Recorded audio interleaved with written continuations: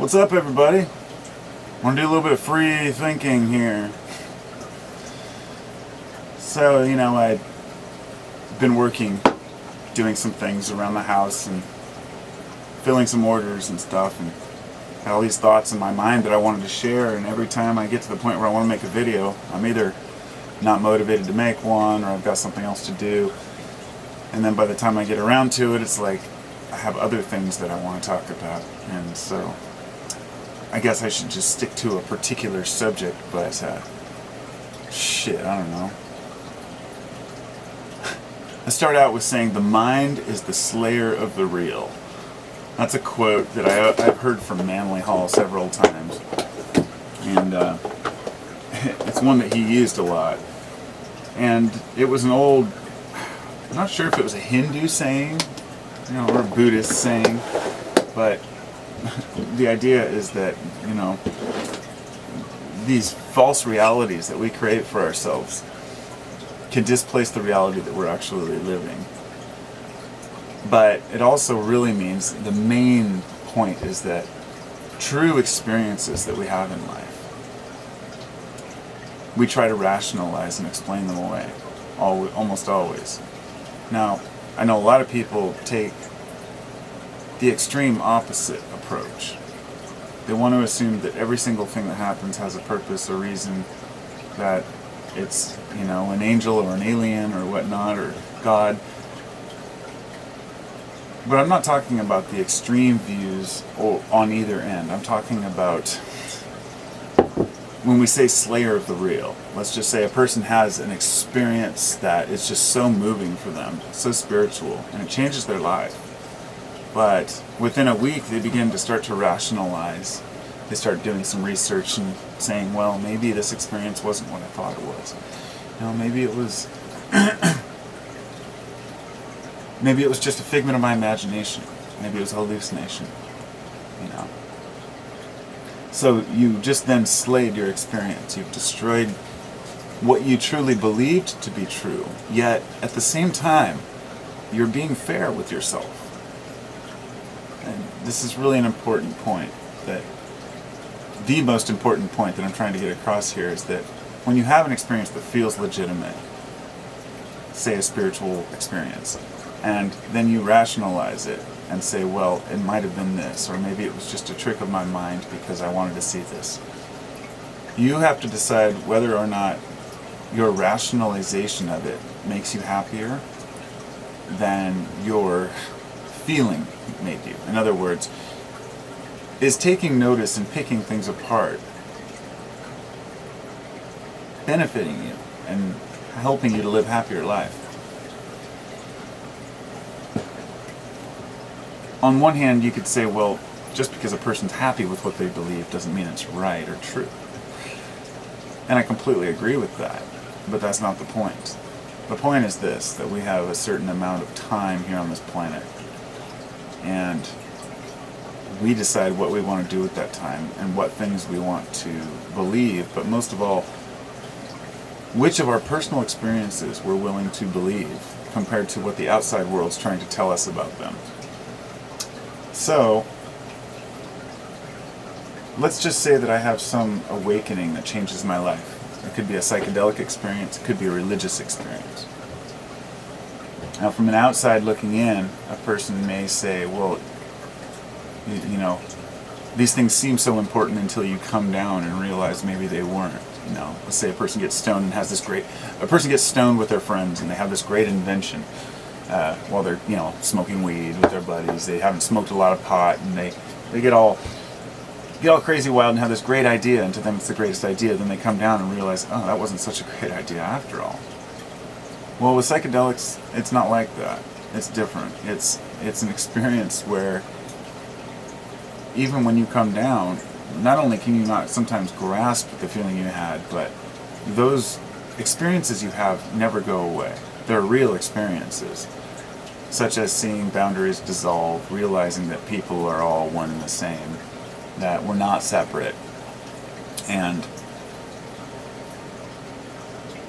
when you start to think this way, you meet a lot of resistance from people who who want to believe that everything is ones and zeros, that this whole universe is explainable, that we have the equations, that everything's from from chance, and here we are today. I guess I don't want to bring it down to creationism versus science, because they're not mutually exclusive. Science was never there to disprove religion, but science was there to keep religion honest. Now, if religion would have used science as a tool rather than trying to fight against it, and seeing, Christianity found science, wonderful in the beginning until it began to disprove some of the beliefs, and then there became a large resistance. Now we have people that are screaming, scientists are liars, scientists are trying to fool us, throwing this, label onto people who do a particular method. In other words, saying scientists are lying is like saying garbage men are lying, or fathers are lying. How about that? You can't generalize an entire group. But what happens is science becomes as dogmatic as religion. Science begins to only get peer-reviewed information and get what they call confirmation bias, where they want to only take points that agree with what they say. And then we can look back and just step back for a minute and look at physics and say, wait a minute, you're telling me 96% of the universe is dark matter and dark energy, and that we don't even know what it is or understand where it comes from or how it works, but it's there because it's in the math? And if we're willing to believe that, and this is the thing, if science is willing to believe the scientists who are telling them, the mathematicians who are telling them that dark energy and dark matter are real, then we would expect, if a person's going to believe that there's a larger mind to the universe, or a God, or intelligence, that a person would expect a math equation for this. Now, this is where it gets interesting to me, because people will believe it if the math says it's true. But it reminds me of that saying, God doesn't play dice. It was Einstein, I think, that said that. And other people refuted and said God does play dice. Quantum physics just throws us for a loop, so we can't look at that small of a world. And I feel it's the same way that we can't look at that large of a world. We can't see everything all inclusive because we're part of it. You can't step outside the sphere if you're in it. So there is no equation that's going to explain spiritual experiences. And this is sorry it's taking so long to get to this, but there are many methods for explaining the things we see around us. What molecules are they made of? How do these molecules attract and attach to one another? How do we combine molecules and atoms to create new compounds? And what compounds can and can't we create? And then we create a theory and test that theory, and it turns out to be true. So we start to build a little bit of faith in science itself. And of course we have faith, because science has proven itself to be right over and over in many regards, but it's very strict in what it's willing to accept. So science and spirituality, while they might as well just be mutually exclusive at this point. But let's just say we could reconcile the differences between experience and fact. In other words, are you willing to trust your own heart, or are you going to slay it by trying to justify it and rationalize everything that you experience? So let's say tomorrow you did come in contact with, think of an example here.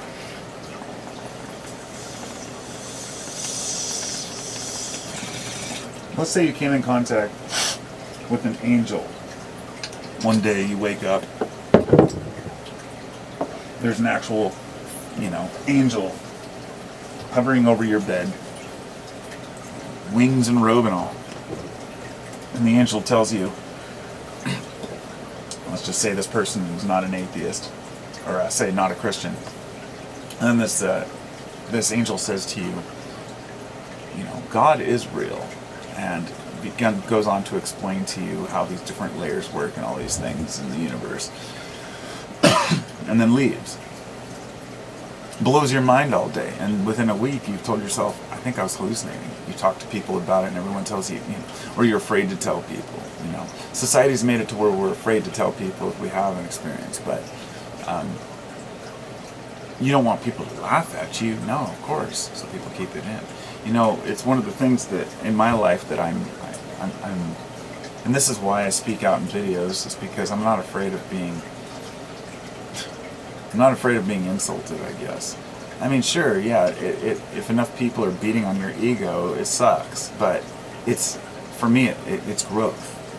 And so when people, knock or say, like, for example, people will say, hey, you seem like a really rational person, you seem like you've got your head on your shoulders, and I like what you have to say about this or that, because everyone has different things that they've found my channel through, whether it be kratom or cannabis or, knitting or speakers or stereo stuff. And a person will say, well, I do agree with these things, but I don't agree with those. And I say, good, I'm glad. This is what sets us apart and makes us different. Because if we were all agreeing, that's what you call the echo chamber.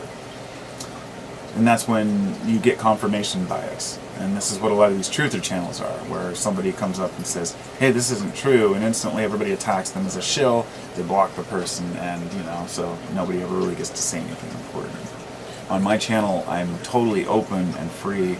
I don't block people ever unless they constantly bombard me with, insults, calling me a molester, whatever. People have tried to dig and poke and prod at my armor, and I feel like I'm running headstrong into it. Bring it on, bring it on. What can you possibly say? Because I can sit here and say I do believe that there's a consciousness in the universe that's greater than ours, and not just another race or a group of beings, but I truly do believe that the universe, the cosmic whole of it, is conscious in its own regard.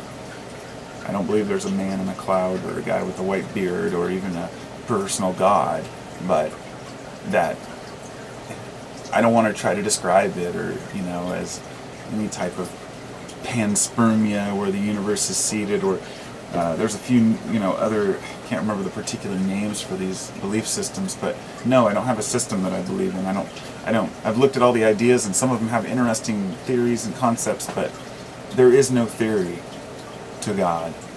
That's my point.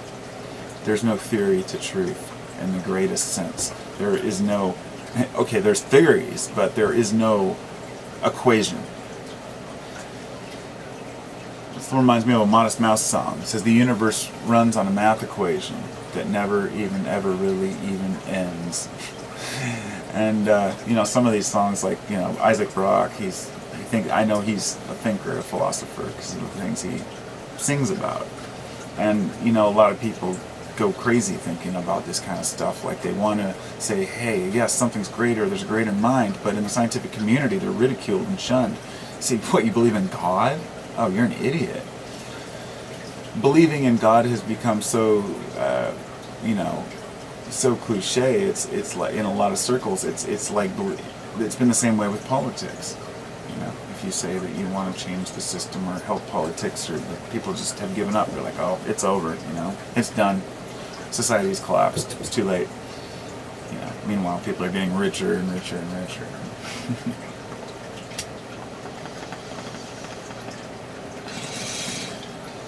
Something I heard Manly Hall say earlier, it was a random lecture on when I walked in the garage. I had my MP3 player playing, and he says that one thing that I can't remember, some wise man said once, is that the closer a person gets to enlightenment, the less important it seems to them, or the less important that enlightenment is. And this is what I've come to understand when I was younger, thinking that there was something to attain. And the more I worked toward it, the more I realized that enlightenment is a state of being, not a state of achievement. It's a state of being aware and receptive and open every day. It doesn't mean you're perfect. It doesn't mean you sit guru style with a headdress on and beads and,